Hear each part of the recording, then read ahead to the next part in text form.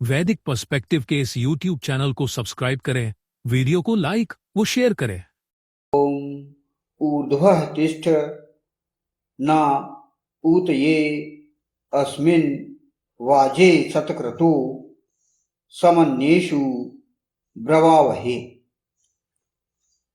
ऊपर संस्थित हो हमारी रक्षा हेतु इस धर्मयुद्ध में हे सतक्रतु, हम दोनों अन्य विषयों में परस्पर वार्तालाप करें। हम दोनों, यह जो मंत्र लिया गया यह ऋग्वेद के प्रथम मंडल के 30वें सूक्त का यह षष्ठम मंत्र है।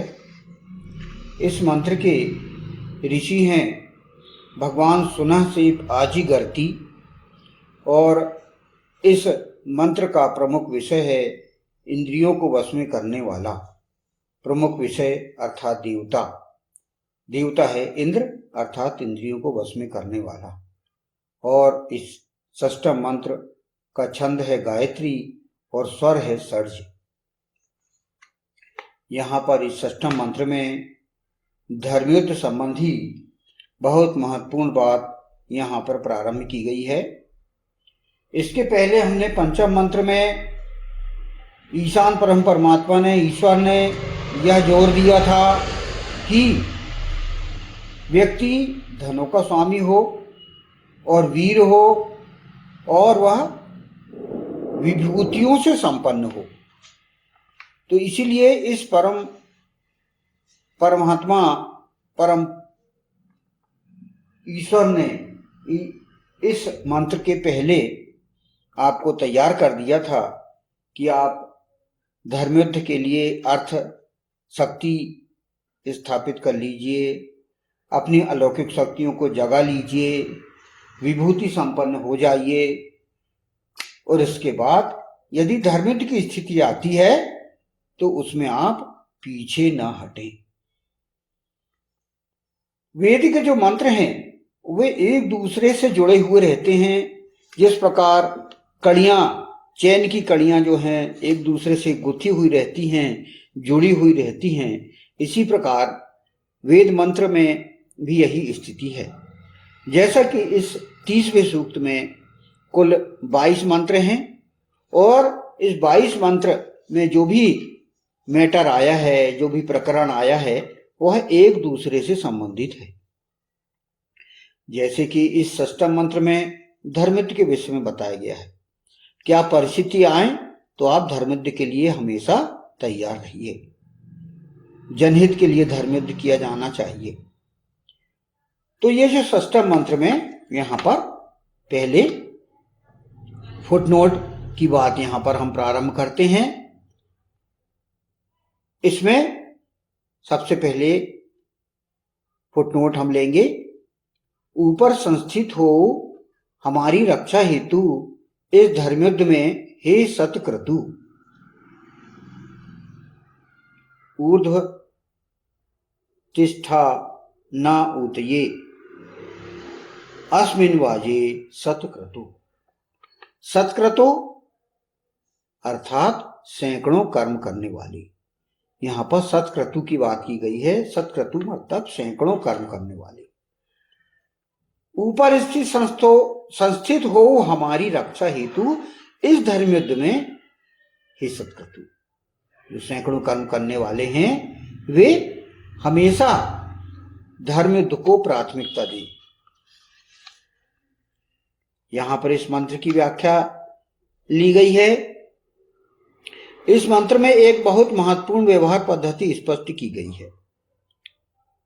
व्यक्ति भले ही सैकड़ों कार्य करने वाला सतक्रतु हो, किंतु धर्मयुद्ध की स्थिति निर्मित होने पर, मानवों की, जनों की रक्षा का मामला होने पर व्यक्ति को धर्मयुद्ध को, मानवों की रक्षा को, जनों की रक्षा को सर्वप्रमुख प्राथमिकता देना होगा।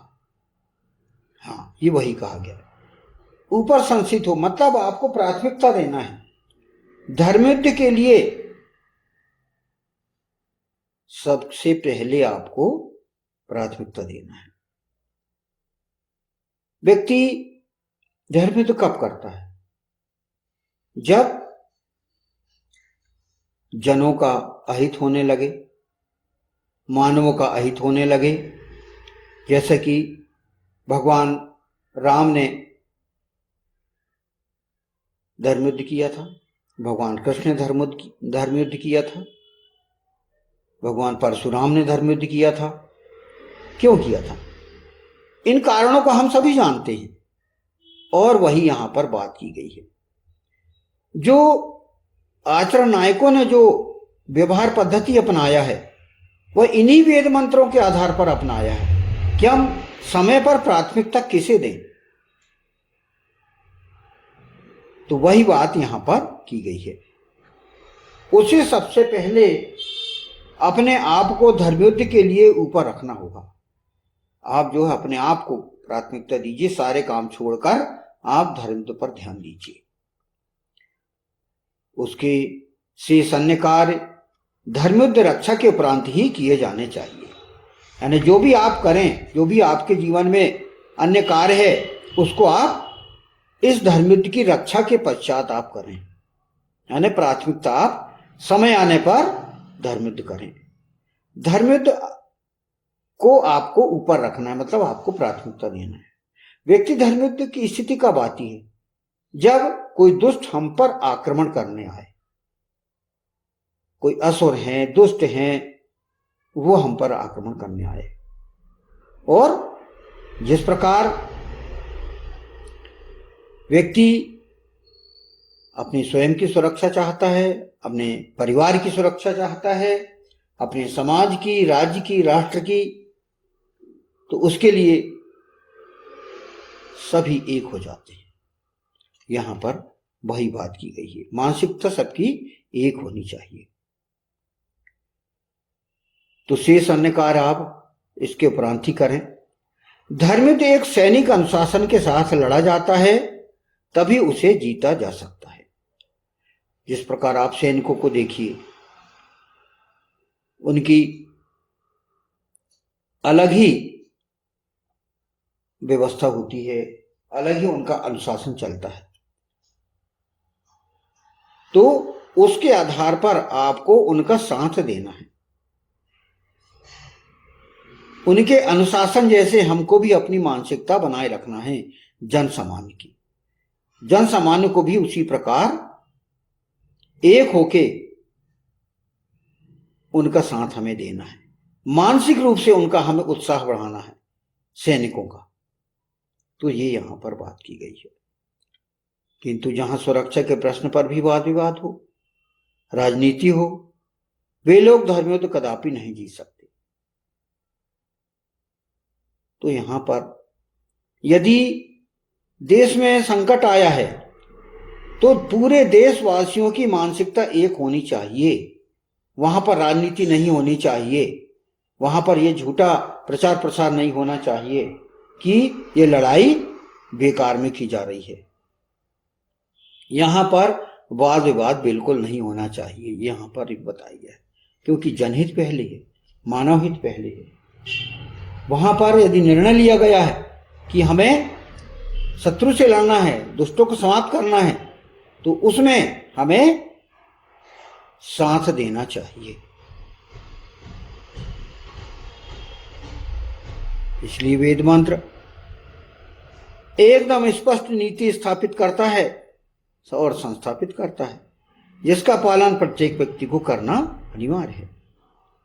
यदि व्यक्ति सुरक्षित रहे तो अन्य कार्य भी कर पाएगा, किंतु जो सुरक्षित नहीं रहेगा उसके समस्त कार्य व्यर्थ हैं।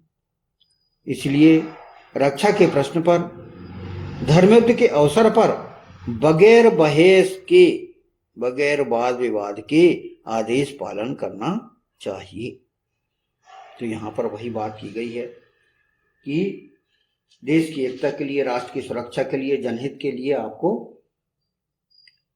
केंद्र का, आपको आपके राजा का, आपके प्रमुख का समर्थन करना है।